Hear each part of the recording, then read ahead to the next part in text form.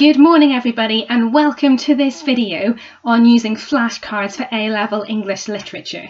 Now, although I've said there that it's for English, actually these skills could be applied to any subject area. Now the first question is, what is a flashcard? Well, it's really simple. It's a piece of card with some questions on one side, factual questions related to the topic that you're studying. You can see here that we've got 5 on this one, and the answers are on the back. Now with this card, this is from a series produced by CGP. These are very good for studying GCSE, and they have them for a whole range of GCSE subjects, not just for English. Now, I know this looks like product placement. I'm not getting paid for doing this. However, this is a resource that my GCSE students have found incredibly useful for their studies. If you don't want to splash out on cards like that, what you could do is just get yourself some simple card. This is craft card from Tesco's, or you could buy flashcards from WH Smith or whatever and fill them in yourself.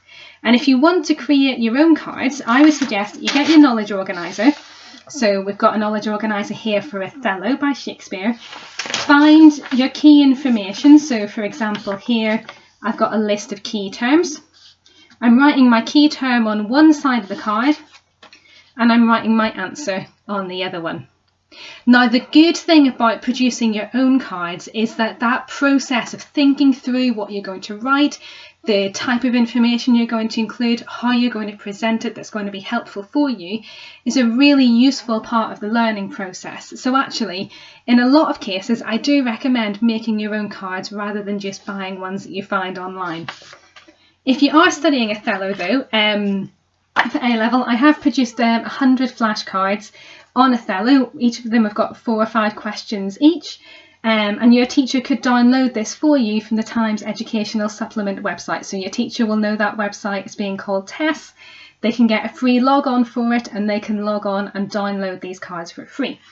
So if we have a look at these ones, you'll see I start off by putting factual questions, and I've numbered each card so that it's sequential through the text.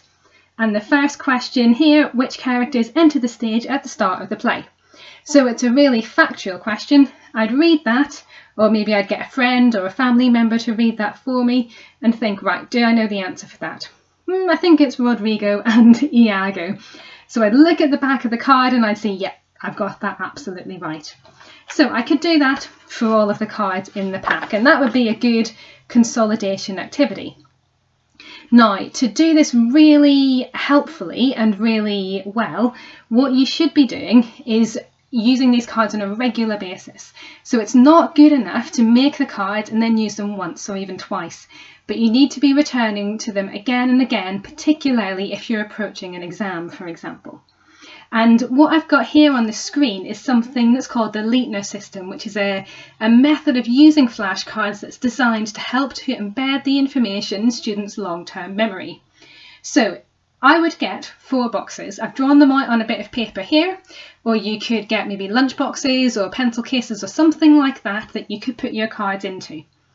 When you have your 4 boxes, you need to label them, and you need to decide how often you're going to look at the cards. So in the coloured writing here, I'm going to look at the cards maybe once a day or every other day, twice a week and then once a week. I might do that maybe about January time as I was going up to my mocks, or at a time when my revision didn't need to be particularly intense, but I needed to be doing it. If I was coming up to my real exams and I wanted to do a lot more intense revision, I'd ramp it up a little bit. So I'd do it twice a day, once a day, every other day, and then twice a week. And so how it works is you put all your cards in the first box, and once a day you would look at the cards and think, right, do I know the answers to that? Well, the answer to the first one is Iago and Rodrigo, the answer to the second one is a curse word, and the answer to the third one is that it creates a angry, rebellious, violent tone for the play. So I look at the back, yep, I've got all of those right, so I'm going to move that into the next box, and I'm only going to look at it every other day. Now, the next card. I'm not sure if I remember the answer for that one. So what I'm going to do is I'm going to leave it in my once a day box. I'm going to look at the others. Say I get that one right, I'm going to put it in every other day, Yeah, good on all of these ones. So you're going through your cards and you're basically sorting them into ones that you're able to do, which goes in the next box along, and ones that you find really challenging to do, which goes in the original box.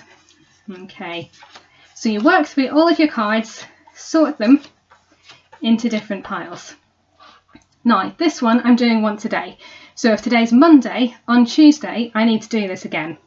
So imagine we're now on Tuesday, I'm going through this again. How does Shakespeare communicate Othello's military success in this scene?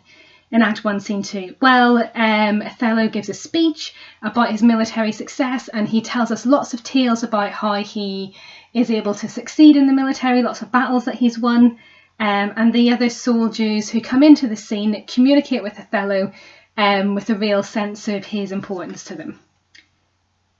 Okay, so this is quite funny because I teach this text and I made these cards. So I've kind of got that right, but not completely. So I'm going to leave it in the once a day pile because this is a card that I need to keep returning to because clearly I'm not 100% sure of the answers to those questions. Okay, if we look at this one then, so explain how Othello's character differs from how he is described in 1.1. Well, in 1.2, he's presented as being very rational, very intelligent, very well respected. But in Act 1, Scene 1, he's presented as being animalistic, debased and violent. So if we have a look at the answer, yep, I've got that right. So I move that across to the next box. So again, I go through the cards. The ones I don't get, I leave in the first box. The ones I do get go into the next box. Okay, so now it's Wednesday. The once a day box, obviously I need to do those again. And the every other day box, which I did on Monday, didn't do on Tuesday. Now it's Wednesday and it's every other day, so I need to do these ones again. So I go through these. If I don't get them right, I leave them in the every other day box. If I do get them right, I move them up to the twice a week box. So what I'm doing here is really judging my knowledge, evaluating my knowledge for each section of the topic and saying, do I need to look at this frequently because I don't know it, or do I know it quite well and I only need to return to it every so often? And so eventually what you'll have is cards in all 4 boxes, and the 4 boxes give you an indication of how frequently you need to look at that information. Now you need to do this week after week until basically all of your cards have moved up through these boxes into the once a week box. And the temptation at that point is to say, right, I'm sorted, I know it all, done Othello, and I need to move on to my next text. That is a big mistake to make because when you come to your exam in a few months' time, you might not have remembered that information. You need to be constantly rehearsing and retrieving your knowledge so that you know it when the time comes. And if you do this, use the whole process and then go once a week through these cards, that'll really help to reduce your anxiety and your kind of concern, your apprehension about doing the exams, because by the time you get to the exam, you'll know all the information and what you need to do is just practice your exam skills, your ability to answer the question. Okay, so I hope that's been really helpful for you, and I suppose the main thing I want you to take away from this video is to use your flashcards regularly and don't just make them and leave them to the side. Thanks very much for listening, and I hope you enjoy the rest of the playlist.